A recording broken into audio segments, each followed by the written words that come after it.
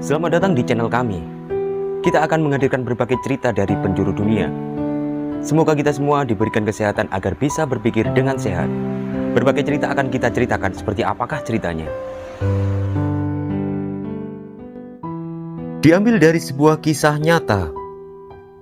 Hidup sebuah keluarga yang sering sekali bertengkar. Sepasang suami istri yang mempunyai satu anak laki-laki.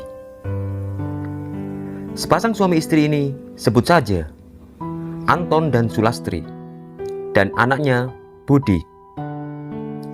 Anton adalah sosok kepala keluarga yang keras kepala dan mudah emosi.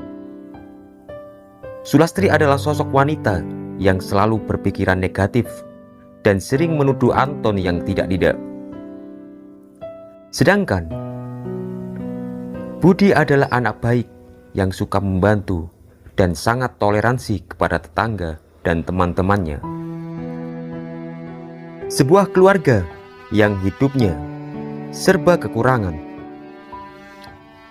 Sepasang suami istri ini tiap harinya berangkat mengamen bersama dari rumah ke rumah. Hampir setiap hari, sepasang suami istri ini selalu bertengkar. Sulastri yang selalu memancing masalah, dan Anton yang juga tak mau mengalah. Budi sering sekali mendengar dan melihat ayah dan ibunya bertengkar. Hanya bisa bersedih dan menangis tanpa bisa melerai karena takut kena amukan dari orang tuanya. Budi yang taat beribadah selalu menyempatkan untuk mendoakan orang tuanya agar bisa rukun dan ingin merasakan kehidupan harmonis seperti orang tua teman-temannya. Hampir tiap hari, Budi merasakan kesepian karena selalu ditinggal orang tuanya bekerja. Dia juga jarang sekali bergaul dengan teman-temannya karena dia merasa minder dengan keadaan yang dia alami. Sering sekali dia merasa iri dengan temannya yang mempunyai orang tua yang sayang dan perhatian kepadanya. Setiap Budi melihat orang tuanya pulang, dia merasa bahagia dan menjemput, kemudian memeluk sebelum masuk rumah. Namun, setiap kali mau masuk rumah, selalu ada masalah yang diperdebatkan antara ayah dan ibu. Ujung-ujungnya, Budi dihiraukan dan mereka langsung tidur. Sungguh malang nasib seorang anak yang mengharapkan kasih sayang orang tua, namun selalu terabaikan. Hampir setiap hari ketika dia mau tidur, dia selalu berkata, "Tuhan, izinkanlah aku bahagia dengan orang tuaku, meskipun hanya dalam mimpi." Itu adalah doa yang sering dia ucapkan ketika mau tidur. Di suatu ketika, di saat orang tuanya pergi bekerja, ternyata ada barang milik ibunya tertinggal di rumah. Budi kebingungan. Sebenarnya, dia ingin mengantarkan barang milik ibunya itu yang ketinggalan. Namun, dia tidak tahu posisi orang tuanya sekarang di mana. Setelah berpikir panjang, akhirnya Budi memutuskan untuk pergi mengantarkan barang milik ibunya dan sekaligus mencari lokasi tempat orang tuanya bekerja.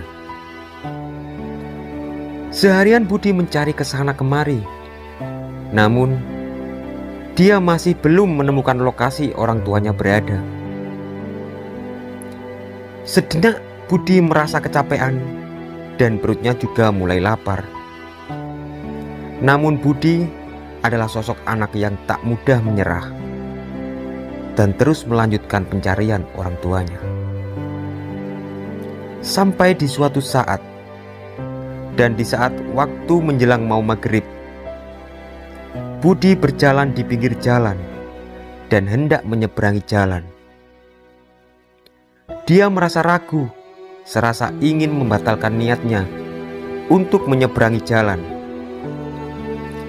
Namun, Budi memaksa menyeberangi jalan yang akhirnya Budi tertabrak mobil dan menyebabkan luka yang sangat parah di kepalanya. Warga pun berdatangan melihat kondisi Budi. Budi mendengar suara orang-orang yang lagi berkerumun. Namun, dia tak bisa menggerakkan anggota tubuhnya. Dan dunia serasa gelap, semakin gelap, sampai dia tak bisa merasakan apapun dan hilang. Warga pun panik dan bingung melihat kondisi Budi yang terlihat lemas dan penuh darah. Yang akhirnya tak lama kemudian Budi pun meninggal di lokasi kejadian. Sungguh malang nasib anak baik itu. Banyak orang yang tak mengenal anak siapa ini karena tak ada identitas yang dibawa. Beberapa warga menangis melihat Budi tergeletak tak bernyawa karena merasa kasihan melihat nasib malang anak ini. Beberapa waktu kemudian, ada salah satu tetangga lewat dan berhenti melihat kerumunan yang ada di pinggir jalan itu. Tetangga seketika itu menangis dan histeris melihat Budi dalam keadaan lemas, tergeletak tak bernyawa. Karena tetangga itu tahu betul Budi adalah anak yang baik. Warga pun bertanya tentang identitas anak ini. Sambil menangis, tetangga ini bercerita dan memberitahu siapakah Budi ini. Warga yang tahu ceritanya nyaris semua menangis terharu akan kisah dari anak ini. Akhirnya, warga mengantarkan anak ini pulang. Suasana kesedihan menyelimuti warga desa tempat Budi dilahirkan.